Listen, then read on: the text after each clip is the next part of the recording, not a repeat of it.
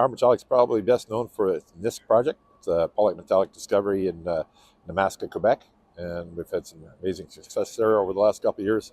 Last year, we were the number one performing mining stock in Canada on the heels of our land discovery, which is about 45% copper, 55% precious metals, and it's got somewhere between 8 to 13 million tons of between 5 to 7% copper equivalent, according to analysts. So it's an amazing high-grade polymetallic discovery. Yeah, we put out, I guess, 2 days ago, another set of drill results from our summer program. I guess our lead result was about 6 meters of 12% copper and 16.43% copper equivalent. So an amazingly rich intercept in the line zone. So we're growing the resource, which is one of our 2 objectives of the summer program. Second is to find another line zone. We haven't found one yet, but we've got some important clues. We have some pretty serious detail on what those clues are, and a video analysis of where we're going with this as part of that news release. So it's something to check out, is the news release and the videotape associated with it. So we announced that the initial metallurgical studies suggest that about 93% of it is going to report to the copper concentrate, which is what you want to hear on a power metallic or a polymetallic deposit like ourselves.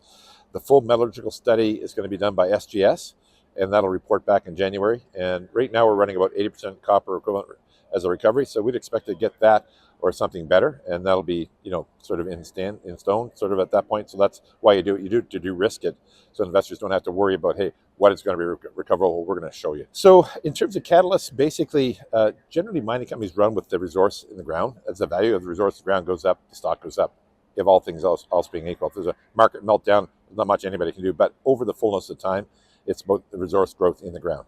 So we're going to grow the growth in 2 ways. One, by expanding our drill program. We're doing 100,000 meters of drilling, so expect to deliver a lot more assays showing a lot more resource growth in the ground. Hopefully find another line zone or 2. Hopefully find the mother of this ship, which we think is just underneath. And then the other thing that we're going to, we've already experienced since we raised the money in February of last year, the 50 million that we raised, our commodities are up over 30% across the board.